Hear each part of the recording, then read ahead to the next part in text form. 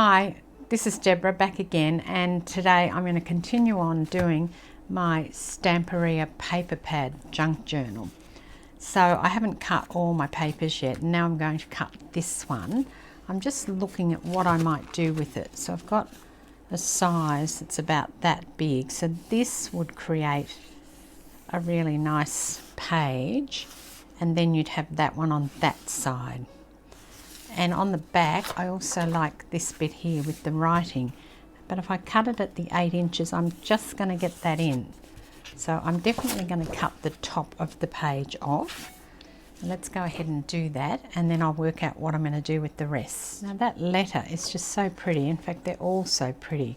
But I'm thinking if I cut around this letter here, I can create a little slip-in pocket, and then I could put one of the things that I've cut out already, if I can find them here.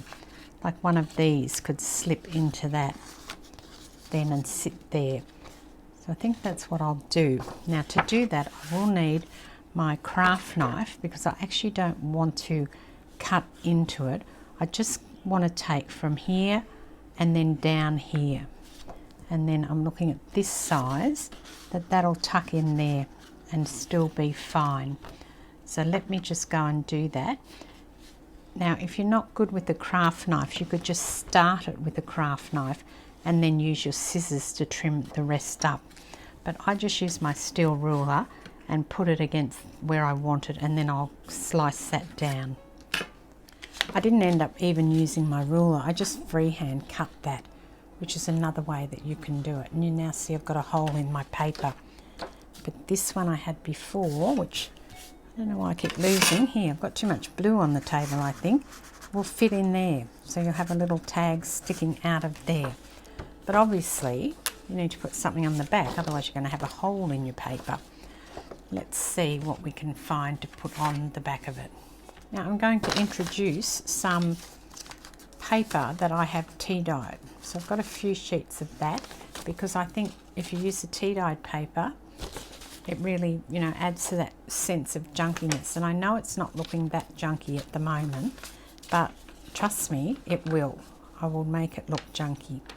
So I'm going to glue one side of it onto the page, the back of the page, where I've cut that slit, because that's then going to keep that from, things from falling through there and from seeing this open slit. Now when I'm gluing it on, I don't want glue around this part of it, because that's where my piece of paper that I'm going to slip in there is going. For some reason it keeps disappearing, but I don't know why. I must be putting it down in the wrong place. So the paper will come through like that. I'll just use this one as an example. The paper's going to come through like that. I need to make sure it's sealed along the bottom and the top around here, and it can be also stuck down here, which is probably a good idea. So I'm going to do that now. And I will put the glue onto the cardstock rather than the piece of copy paper. So this is just copy paper that I have tea dyed. And you get various sorts of tones when you do that, or the way I do it, at least. So I'm taking this one and I'll stick it down just on this side. I'm going to leave the edge of it on this side as a free page. And now I'll put this on. Now copy paper is taller than 8 inches. It's about 8 1/4. So I've trimmed that 1/4 of an inch off all my pages that I'm using in here.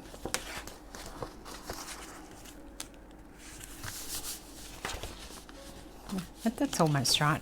That's fine. I've left a little gap around there. And now I've got that spot. Now that one's a bit little, so I'll find the bigger one that I was going to use. I think it's here. Here it is. And that's going to go in there like that. And it's not going to fall out the bottom, A, because it won't fit through, and B, because I've got the page there. I think it needs something around it though, because it is a bit blending in. I need to create a bit more contrast. So I'm wondering if I put it onto one of those sheets, if that would give me some more contrast if I put it around there. Okay, maybe I'll put it onto a piece of this. That might even be better. And then I'll have somewhere to write on the back. Now I've got somewhere to write on the back of that, and I've got a bit more contrast when I put it in here. It still will go in. Put it up like that actually. And I've also managed to get another page in the journal out of doing that. So back to this one that I was doing yesterday. So with this one, I will see how I've stuck that in. I think that's where I finished yesterday. And I want to put this piece on here because I want to create a little pocket in here, but still have this open so that I can put something on here or use it to write on or whatever it is that I want to do. So I will start just by trimming this down slightly. Then I need to cut it down as well because it's going to be slightly too big. And then because I want to put a notch in it, I'll just mark the center as well. Or I could eyeball it, but I'm just going to mark it so that I can see where it comes to. And that's about the center. And let's notch that out. I think I'm going to have to spend this weekend cleaning up this craft room because it's starting to drive me a little bit mad that I can't find anything, and I've got piles of things on top of piles of things.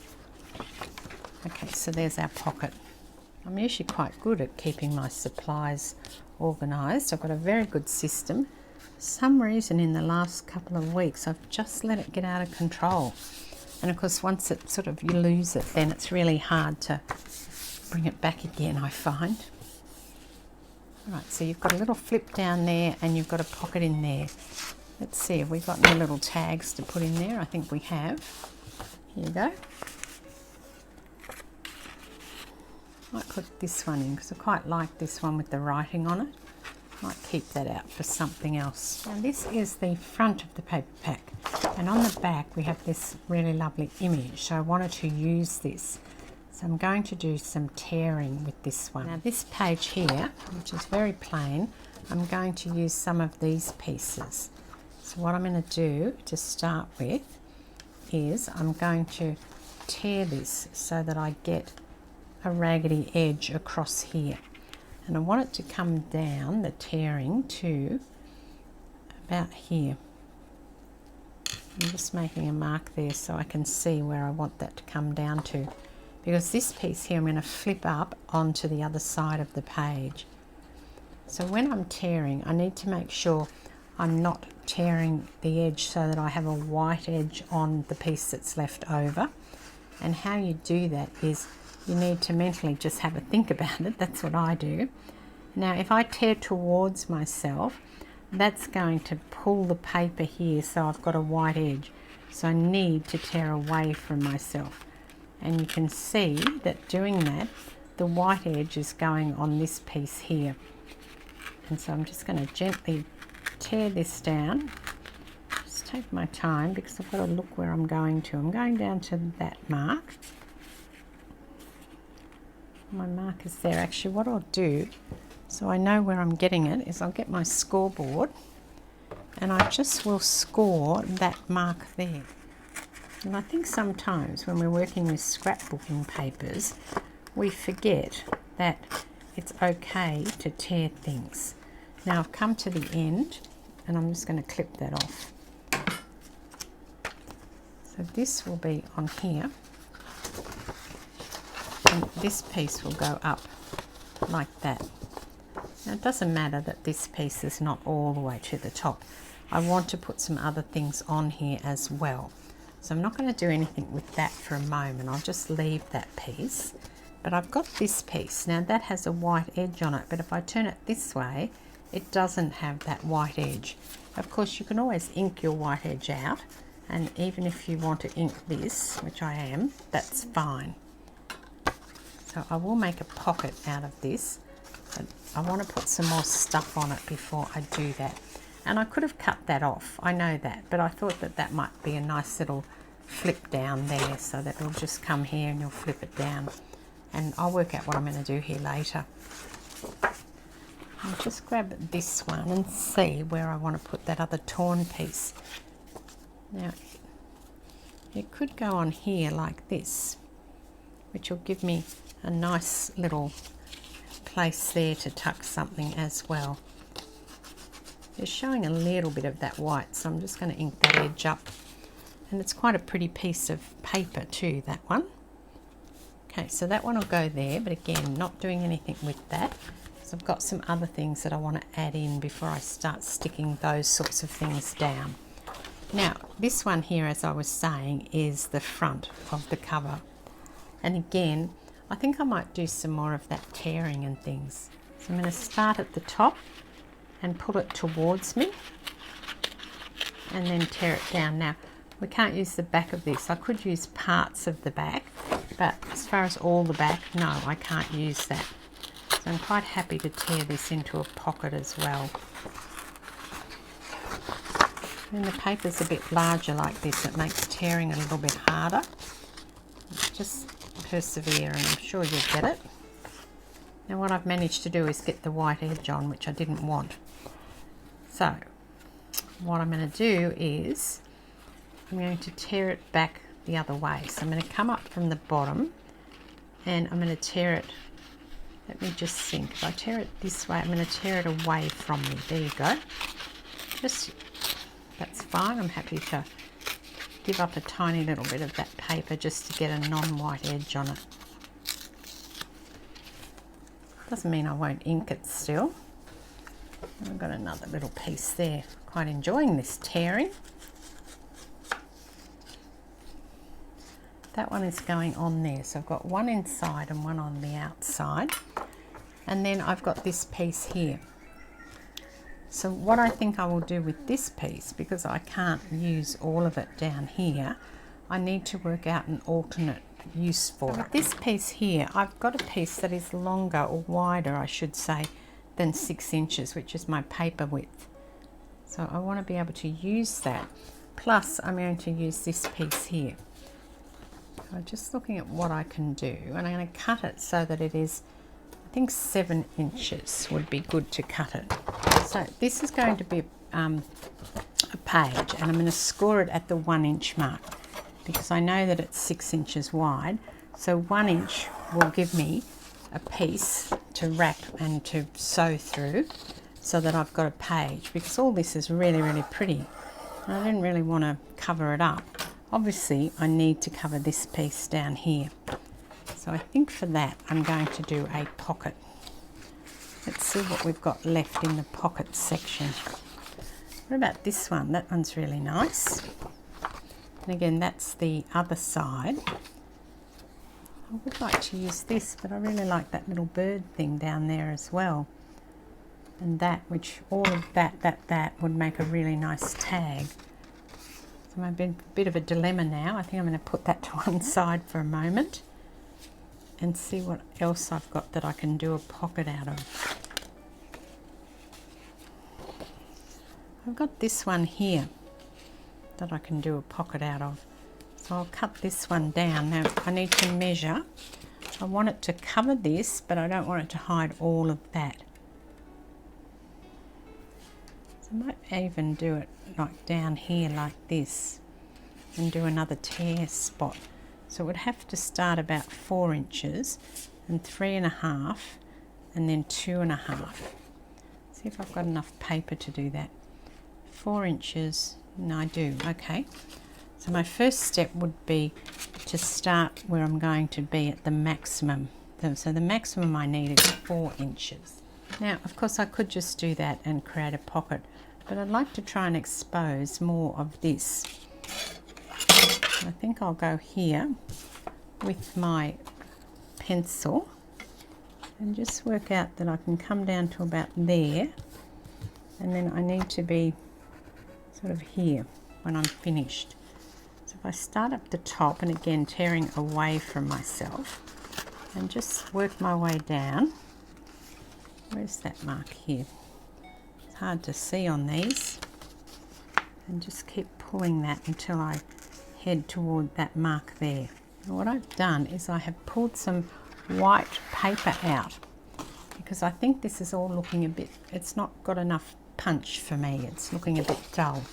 And I've got this, which is, you know, old paper that I was doing things on for class, and I don't really need it.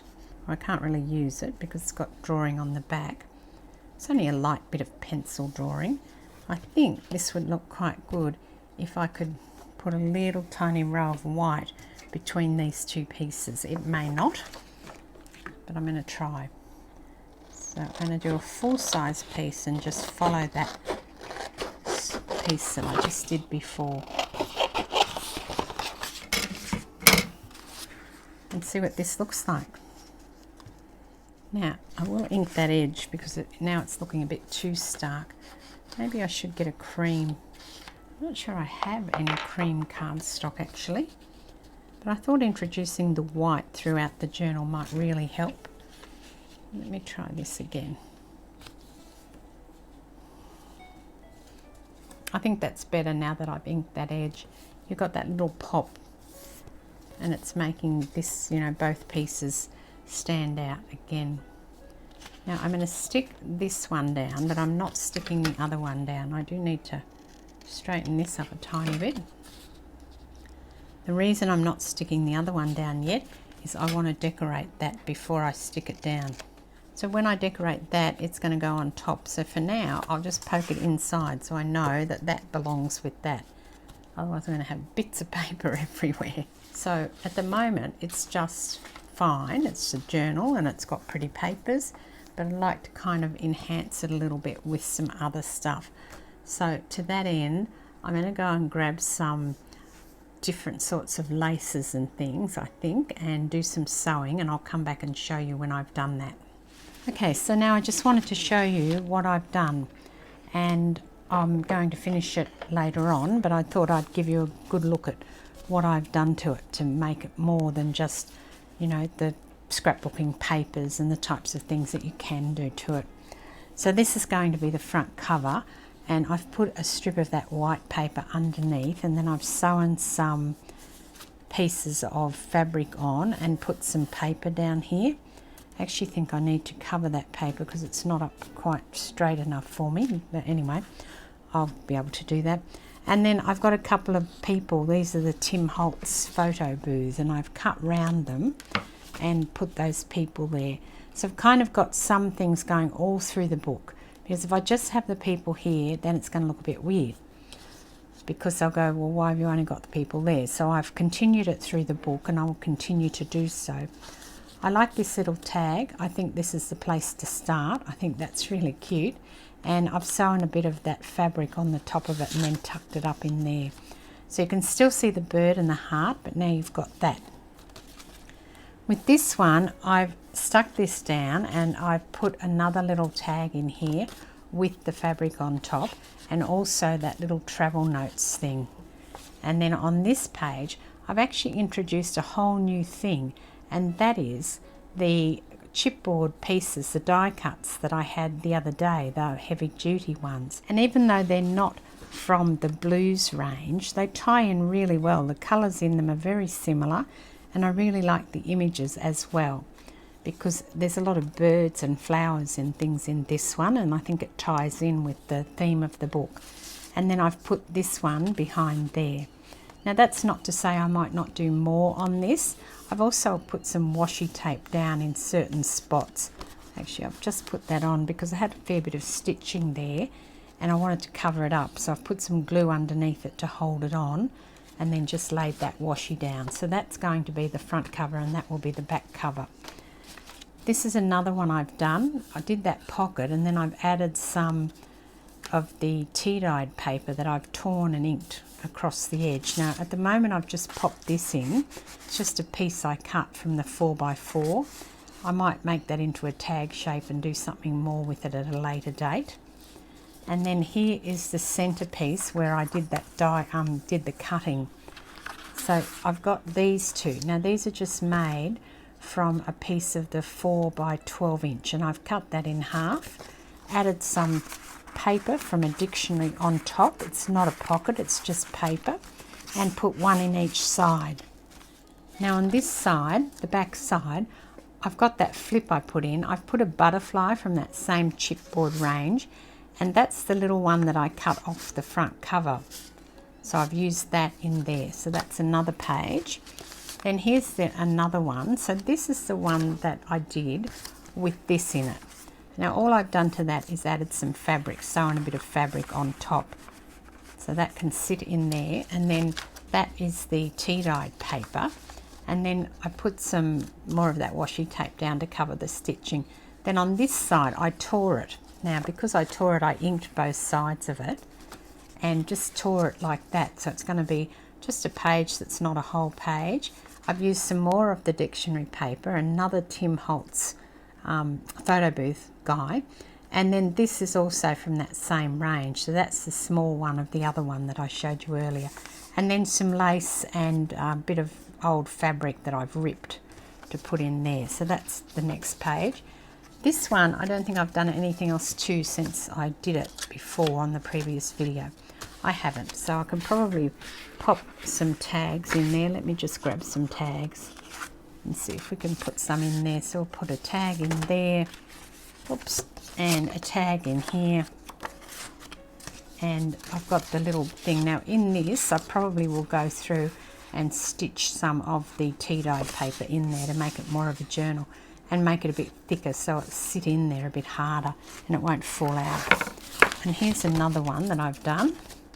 So with this one I did like a half page. So this is actually the cover.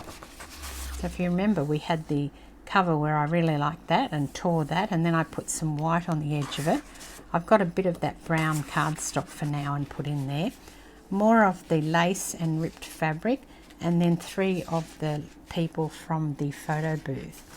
And then because it wasn't big enough, it was only, I scored it at the inch, so that's 6 and that's 1.